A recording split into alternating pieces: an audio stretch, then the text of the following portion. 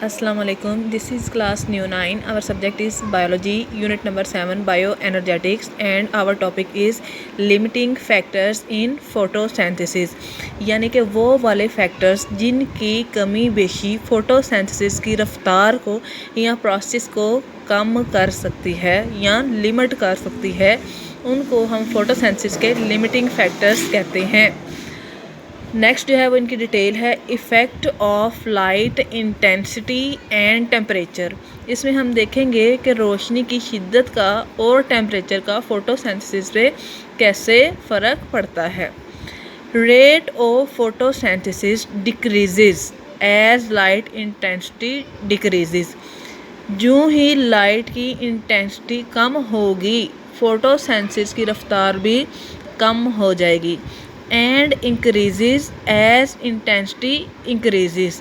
और जो ही लाइट इंटेंसिटी या रोशनी की शिद्दत बढ़ेगी तो उसके साथ ही फोटोसिंथेसिस की रफ्तार या उसका रेट भी इंक्रीज़ हो जाएगा, बढ़ जाएगा।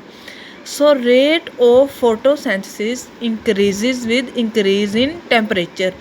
इसी तरीके से अगर टेम्परेचर इंक्रीज़ करेगा तो उसके साथ भी जो फोटोसिंथेसिस की का रेट है वो बढ़ जाएगा। And decreases with decrease in temperature. और इसी तरीके से जो ही ये टेम्परेचर कम होगा तो फोटोसिंथेसिस की का रेट है वो भी कम हो जाएगा। यानी कि इसमें हमें पता चला है कि लाइट इंटेंसिटी और टेम्परेचर दोनों ही फोटोसिंथेसिस के डायरेक्टली प्रोपोर्शनल है। अगर ये दोनों फैक्टर इंक्रीज़ करेंगे तो फोटोसिंथेसिस इंक्रीज़ करेगी, और अगर ये दोनों फैक्टर डिक्रीज़ करेंगे तो फोटोसिंथेसिस की रफ्तार भी डिक्रीज़ करेगी। बट लेकिन if intensity is low, increasing temperature has little influence on rate of photosynthesis। लेकिन अगर इंटेंसिटी कम हो और टेम्परेचर बढ़ जाए, यानी कि एक फैक्टर कम हो रहा है और एक फैक्टर बढ़ रहा है, इंटेंसिटी कम हो रही है और टेम्परेचर ज़्यादा हो रहा है, it has little influence on rate of photosynthesis. तो इसका फोटोसिंथेसिस की रफ्तार पे बहुत कम असर पड़ेगा। Next is effect of carbon dioxide concentration. हम जानते हैं कि कार्बन डाइऑक्साइड का भी फोटोसिंथेसिस में एक अहम किरदार है। तो अब हम देखेंगे कार्बन डाइऑक्साइड के कम होने से जो फोटोसिंथेसिस पे किस तरह से असर पड़ता है।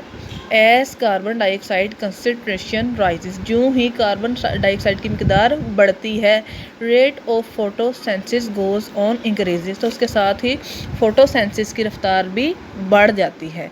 बट लेकिन increase of carbon dioxide beyond a certain level, लेकिन एक ख़ास हद तक कार्बन डाइऑक्साइड की मिकदार बढ़ने के बाद it causes closure of stomata जो हैं वो बंद हो जाते हैं। यानी कि कार्बन डाइऑक्साइड के बढ़ने से फोटोसिंथेसिस की रफ्तार बढ़ती है लेकिन एक ख़ास हद तक, उसके बाद फोटोसिंथेसिस खुद ही बंद हो जाएंगे। And it decreases rate of photosynthesis. और जो ही फोटोसिंथेसिस और जो ही स्टोमेटा बंद होंगे तो ऑटोमेटिकली जो फोटोसिंथेसिस की रफ्तार है वो भी कम हो जाएगी।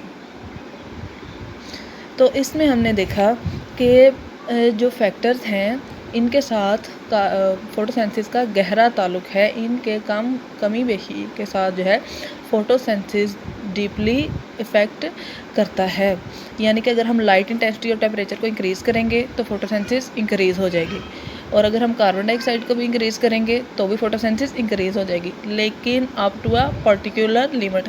ये फैक्टर्स एक ख़ास हद तक असरअंदाज होते हैं, उसके बाद जो है वो फैक्टर्स जो है लिमिट करना शुरू कर देते हैं फोटोसिंथेसिस के प्रोसेस को, इसलिए इन्हें फोटोसिंथेसिस के लिमिटिंग फैक्टर्स कहा जाता है। This was about the limiting factors in photosynthesis. इसमें अगर आपको फर्दर किसी किस्म की कन्फ्यूजन है या किसी टर्म की अंडरस्टैंडिंग या किसी कंसेप्ट की अंडरस्टैंडिंग ना हो तो आप मेरे से डायरेक्ट व्हाट्सएप पे मैसेज करके या कंटेक्ट करके पूछ सकते हैं। Thank you.